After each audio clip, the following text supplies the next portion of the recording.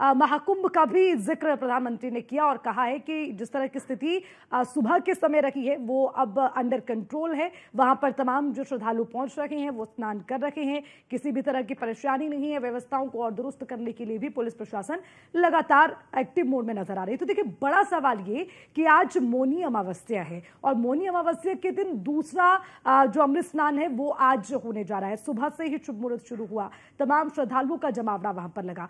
उसके बाद जो तस्वीर ने देखी वो भी वाकई में दिल को थोड़ा सा झकझोरने वाली और तकलीफ पहुंचाने वाली थी नैना। लेकिन हम जानते हैं कि महाकुंभ अपने आप में एक बहुत बड़ा पर्व है। मौनी अमावस्या की अपनी एक मान्यता है और अपनी एक खासियत है। लेकिन इसके अलावा अब ये समझे कि जैसे जैसे दिन चल रहा है तो व्यवस्थाएं भी दुरुस्त हो रही हैं, जो श्रद्धालु हैं वो भी स्नान कर रहे हैं, प्रधानमंत्री को भी हमने सुना है। लेकिन आज न्यूज़ वन इंडिया बड़ी जिम्मेदारी से कहता है अपने दर्शकों से कि जो भी लोग वहां पर पहुंच रहे हैं, कम से कम जो प्रशासन की ओर से नियम बनाए गए हैं उनका पालन किया जाए। क्योंकि नैना, मुझे लगता है कि अगर नियमों का पालन होगा तो व्यवस्थाएं हैं वो दुरुस्त होंगी और इस तरह की स्थिति नहीं होगी, भगदड़ नहीं मचेगी। देखिए अर्चना, सबसे बड़ी बात क्या है ना, लोगों को थोड़ा सा सब्र रखना पड़ेगा। होता क्या है कि देखिए, मौनी अमावस्या की बात है तो मौनी अमावस्या बहुत बड़ा पर्व माना जाता है हिंदुओं का और उन्हें लगता है कि जो सबसे पहले स्नान करेगा उसको सबसे ज्यादा फल मिलेगा। लेकिन ऐसा नहीं है, लोगों को थोड़ा सा इंतजार करना पड़ेगा। अगर आप मौनी अमावस्या पर नहीं स्नान कर पाए हैं तो आप अगले दिन का इंतजार कर सकते थे या आप थोड़ी देर और बाद भी स्नान कर सकते थे। लेकिन क्या हुआ कि जब सुबह हुई होगी, लोगों के दिमाग में पहले से यही होगा कि मौनी अमावस्या को उन्हें सबसे पहले स्नान करना है और कहीं भीड़ की वजह से वो लोग पीछे ना रह जाए, जिसकी वजह से सारी भीड़ इकट्ठे गई होगी स्नान के लिए। और उसके बाद चाहे फिर सरकार हो, चाहे फिर कोई व्यवस्था हो, चाहे फिर प्रशासन हो, देखिए नहीं हाथ पकड़ के चलाया जा सकता ना, नहीं रोक सकते। तो एक साथ जब लोग गए होंगे तो भीड़चाल तो होनी है और मुठभेड़ मतलब आपस में टकराएंगे तो एक आध के तो चोट लगेगी। तो वही स्थिति वहां पर बनी होगी कि लोग इकट्ठे गए होंगे। तो लोगों के मन में जो श्रद्धा है उसके हम बहुत सम्मान करते हैं, सभी बहुत सम्मान करते हैं। लेकिन लोगों को अपनी जान की परवाह करनी पड़ेगी, अपने परिवार की जान की परवाह करनी पड़ेगी। चाहे आप 1 घंटे पहले स्नान करें, चाहे आप 4 घंटे बाद स्नान करें, आपको पूरा फल वही मिलेगा जो पहले वाले को मिल रहा है और जो बाद में वाले को मिल रहा है। आप अभी देखिए अर्चना, सबसे बड़ी बात, सबसे बड़ा सवाल ये भी है क्योंकि बसंत पंचमी आने वाली है और बसंत पंचमी भी लोगों के लिए बहुत बड़ा पर्व माना जाता है।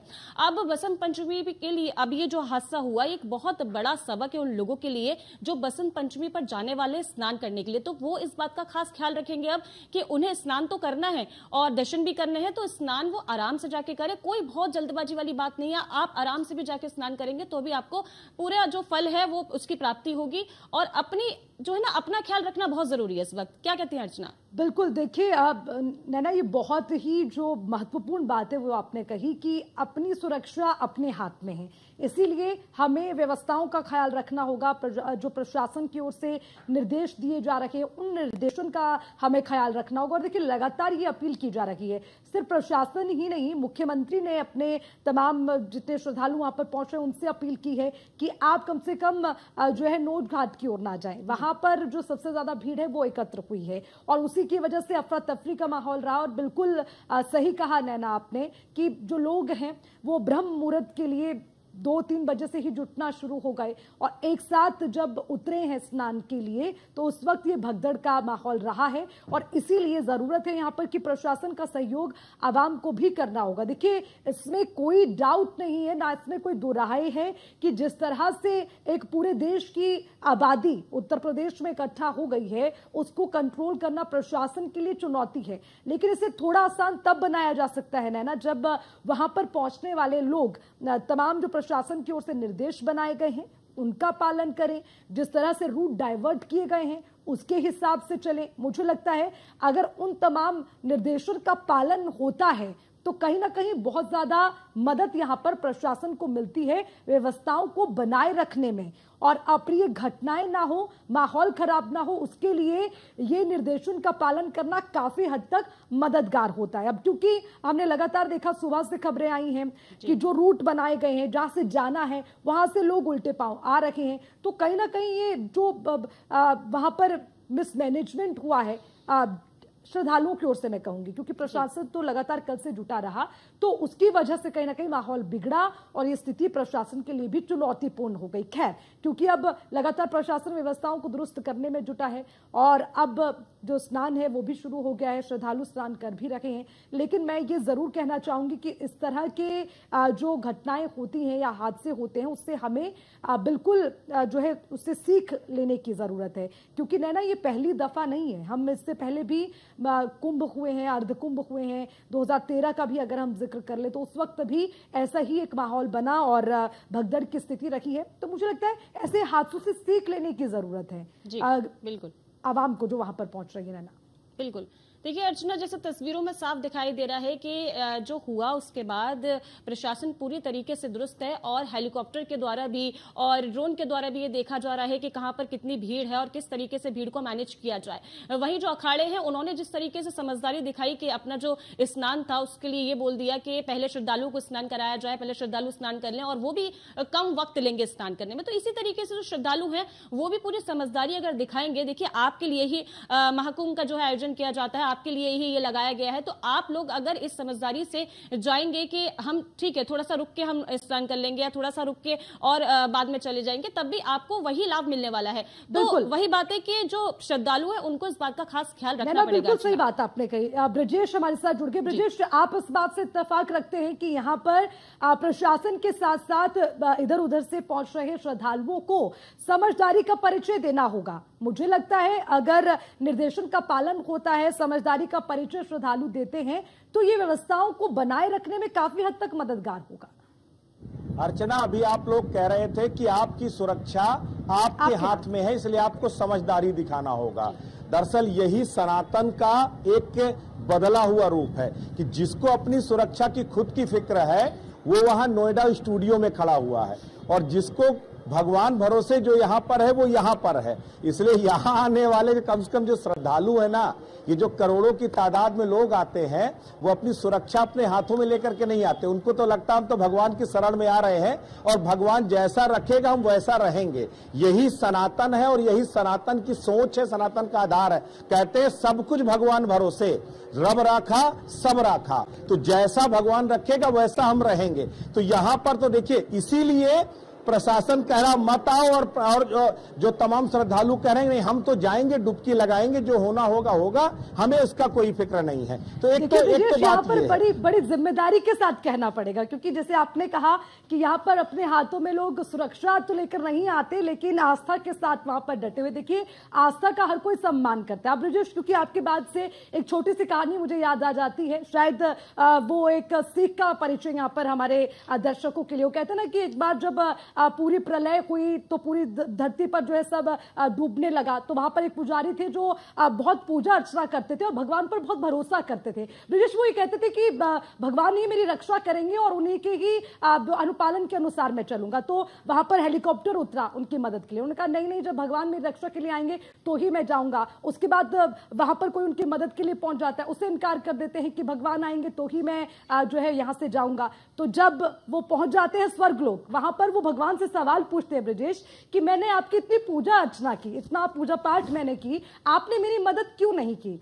तब भगवान उन्हें कहते हैं कि भाई जो वहां पर हेलीकॉप्टर लेके आए तो मैंने ही भिजवाया था। तो मुझे लगता है कि पुलिस प्रशासन भी वहां पर अगर है निर्देशन के लिए तो उसका पालन करना चाहिए और तभी आपकी जो आस्था है वो भी सुरक्षित रहेगी, आप सुरक्षित रहेंगे। और बाकी तो कहते हैं ना ब्रजेश की जान है तो जहान है, जिंदा रहेंगे तो शायद अगले महाकुंभ का आप हिस्सा बनेंगे। तो मुझे लगता है इस पर समझदारी दिखाने की जरूरत है। यही सोच का फर्क है। हाँ। लेकिन आपको वो तस्वीर दिखाता हूं कि देखिए, जो सोचने वाले हैं वो यहाँ पर कुछ नहीं सोचते। जरा जो है अपने कैमरामैन से कहूंगा जरा पीछे तस्वीर दिखाइए। आप अगर उस पुल को देख पा रहे हो, चूंकि अर्चना आप खुद यहाँ पर रहे हो, आपने यहाँ के हालात देखे हैं। ये वो पुल है जो बनारस को प्रयाग के साथ जोड़ता है। आपने सारे बॉर्डर बंद कर दिए हैं, सारे जगह रिस्ट्रिक्शंस लगा दिए हैं, लेकिन इस पुल में आपको जहां तक निगाह जाएगी आपको ये पुल, आपको इस पुल में सिर्फ और सिर्फ श्रद्धालुओं का रेला नजर आएगा। ये हालात तब है जब प्रशासन ने पूरे रिस्ट्रिक्शंस लगा दिए हैं। ये हालात तब है जब हर तरफ जो है कहा जा रहा है कि वहां जाने का मतलब अपनी जान जोखिम में डालना। तो मैं इसीलिए कह रहा हूं कि जो आस्था है ना, वो दरअसल आस्था अंधी होती है और विश्वास अमिट होता है, और यही मिलकर के आपको आस्थावान बनाता है, आपको श्रद्धालु बनाता है और आपको सनातनी बनाता है। क्योंकि सनातनी सोचता है कि जीवन भी ईश्वर ने दिया है और लेने का समय भी उसी ने मुकर्रर किया है, और जो अगर उसे लेना होगा तो वो वहीं पर ले लेगा। तो ये एक भावना है जिसको लेकर के मोक्ष की कामना करके यहाँ पर कोटि श्रद्धालु आते हैं। आप देखिए जरा, मैं आपको इधर तस्वीर दिखाऊंगा कि कैसे ये जो संगम की तरफ आने वाली जो भीड़ है वो अभी तक नहीं थमी है। बराबर रिस्ट्रिक्शंस के बाद भी लगातार अनवरत आ रहे हैं, ट्रैफिक डाइवर्जन किए जा रहे हैं, उसके बाद भी आ रहे हैं। संगम से स्नान करके लौटते हुए लोगों की तस्वीरें भी हम आपको जो है लगातार दिखाते हैं कि किस तरीके से वहां से जो रेला है वो लौट रहा है। तो ये सब जो चीजें हैं ये बताती हैं कि हिंदुस्तान में सनातन की जड़ें या दुनिया भर में सनातन की जड़ें क्यों इतनी मजबूत है। आप खुद तमाम फॉरेनर से बात करती थी जब यहाँ पर आते थे, आई थी आप जो है, आप लोगों ने खुद देखा होगा कि उनको भी वो जब यहाँ पर आए तो उनकी भले कम्युनिकेशन लोगों से मैच ना करती हो, लेकिन जो स्पिरिचुअल वाइब्स थी वो लोगों को जरूर मैच करती थी, वो जरूर लोगों को आकर्षित करती थी, और वो यहाँ के सनातनी रंग में रंग करके वो सब कुछ भूल बैठे। वो तो यहाँ के कहते थे जय गंगा मैया, जय भोले बाबा, जय श्री राम। तो ये वो सनातन का रंग है कि जो आएगा वो यहाँ पर रंग जाएगा। इसीलिए यहाँ आने वाला, आप देखिए ना, उसको मालूम है ट्रेनों की स्थितियां क्या है। हम लोग समझ सकते हैं कि ट्रेनों में किस तरीके से लोग लद के आ रहे हैं, टंग के आ रहे हैं। बसों की स्थितियां क्या है, मीलों दूर से पैदल। यानी कि आप ये कह रहे हैं कि महाकुंभ में इस वक्त जो आस्था है वो भारी पड़ती नजर आ रही है। यानी कि जो मर्जी हो जाए, लेकिन आस्था में सरोवर इस वक्त महाकुंभ नजर आ रहा है, और आज की मौनी अमावस्या का दिन वैसे ही खास है। तो श्रद्धालु ये कह रहे हैं कि जो भी हो, ये हमारी आस्था है, आज हम यहाँ पर पहुंचे हैं। ठीक है ब्रजेश, आप लगातार नजर बनाए रखिएगा, अपडेट भी आपसे हम लेते रहेंगे। क्योंकि देखिए, बात संगम की नगरी प्रयागराज की कर रहे हैं, बात महाकुंभ की हो रही है, बात मौनी अमावस्या की हो रही है, और आज दूसरा स्नान है। तो वाकई में जहां थोड़ा सा सुबह के समय स्थिति ये रही कि दिल को तकलीफ पहुंची कि महाकुंभ में इस तरह का हादसा हुआ, लेकिन अब ये भी कह सकते हैं कि सुचारू रूप से स्नान शुरू हो गया है। तो उसको लेकर वहां पर जो श्रद्धालु जुट रहे हैं उनसे यही अपील है कि जाएं, स्नान करें, वापस आएं, और कम से कम जो निर्देशन है उनका पालन करना चाहिए। नैना जी, तो अभी लगातार न्यूज़ इंडिया पर महाकुंभ की कवरेज लगातार जारी है। फिलहाल रुकेंगे एक छोटे से ब्रेक के लिए, वापस लौटेंगे।